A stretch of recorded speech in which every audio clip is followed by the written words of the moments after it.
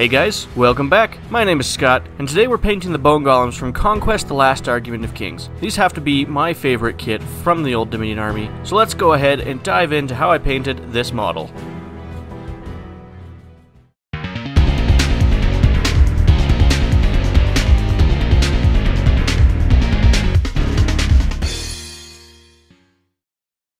Now before we can paint this model, we have to prime it, and this time around we're using Wraithbone Spray Primer from Citadel. Now this also serves as the base color for the model, so make sure you do a nice, complete coverage of the model. Our first step in this project is to take Athonian Camoshade, and we're going to wash this over all of the parts of the model that look like they're meant to be stone.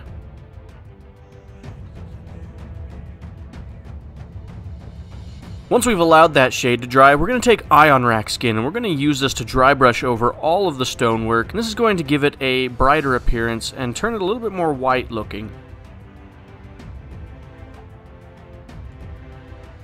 We're going to do a second layer of dry brushing using Wraithbone, and this is a lighter dry brush. You don't want to go quite as heavy as we did with the previous color.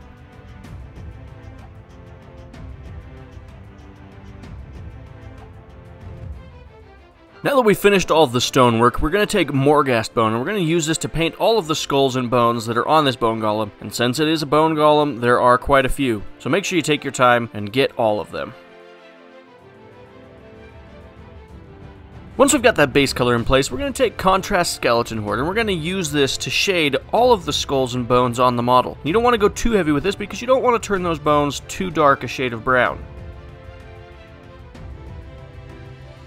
Once that contrast paint is dried, we're going to take Ushabti Bone, and we're going to water this down a little bit, and we're going to use it as a glaze on all of the curved surfaces and any spots that need to be highlighted on the bones and skulls. We're then going to do an additional layer of highlighting using Screaming Skull, and once again you want to water this down and use it like a glaze, so that you get a nice smooth transition between the darker whites and the brighter colors. Now that the bones are done, we're going to go back to the stonework, and we're going to take Agrax Earthshade, and we're going to paint this on all the cracks that are in the stone.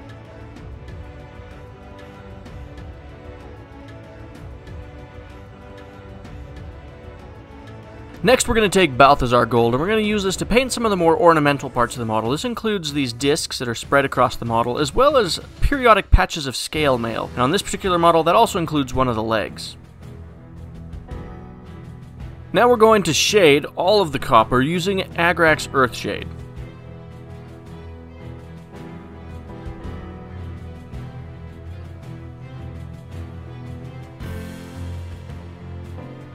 Once that shade is dried, we're going to take Gahenna's Gold, and we're going to use this to highlight all of the scale mail on the model. And we are just painting this just in the center of each plate of the scale. To give the appearance of oxidation on the copper parts of the model, we're going to take Nihilakh Oxide, and we're going to use this similar to a shade and put it in all the recesses of the copper parts of the model. Now we're going to work on all of the fabric parts of the model, and this includes a series of banners that are hanging off of the Bone Golem. We're going to use Mephiston Red as the base color for all of these banners.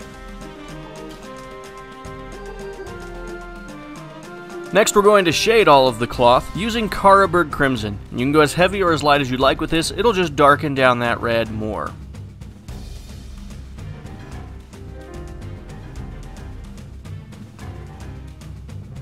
Once that red shade is dried, we're going to take Evil Sunz Scarlet, and we're going to use this to begin highlighting all of the raised surfaces and the edges of the cloth on this model.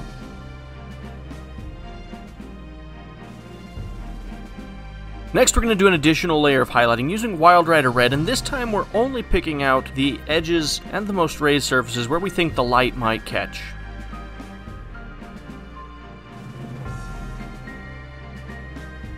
Now we're going to take Stormvermin Fur, and we're going to use this to paint all of the fabric wrap that's holding the bodies onto the arm of this golem.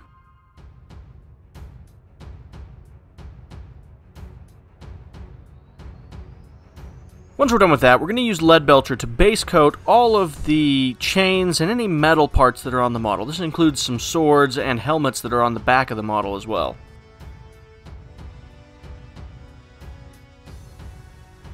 We're also going to take Dryad Bark, and we're going to pick out any of the wooden boards that are hanging out of the model.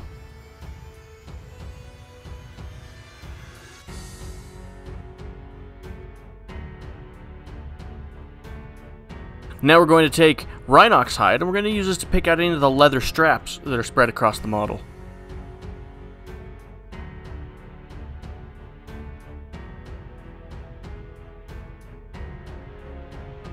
With all of those base colors in place, we're going to take Agrax Earthshade and we're going to wash this over all of them. That includes the gray, the browns, and the Leadbelcher. While that shade is still drying, we're going to take Celestra Grey, and we're going to use this to paint any exposed skin that's on any of the bodies that are hanging off of the arm of the Bone Golem.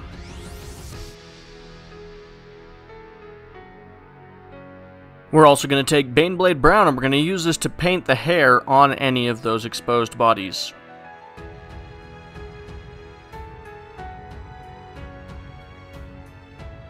Now we're going to very quickly take Reikland Fleshshade, and we're going to use this to wash both of the colors we painted in the last two steps.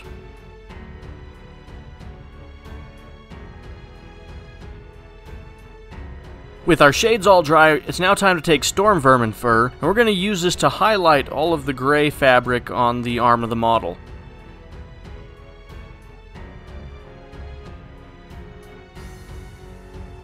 Next we're going to take Mournfang Brown, and we're going to use this to highlight all of the leather straps on the model.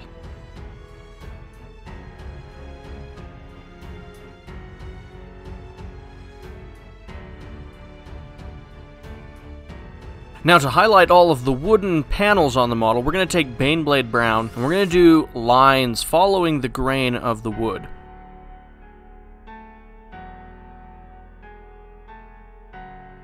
Now we're going to begin working on all the pottery that's spread across the model, and we're going to use Squig Orange as the base color for this, and our goal here is to make it look like terracotta.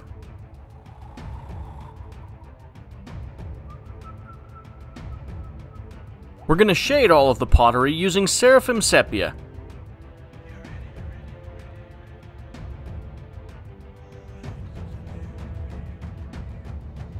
Finally, we're going to highlight all of the pottery using Jokaero Orange.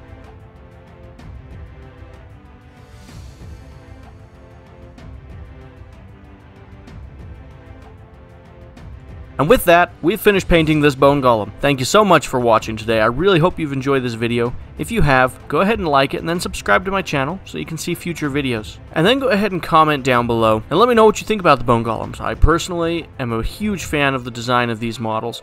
I have 9 of them that I need to paint. As always, have an amazing day, and we'll catch you in the next one.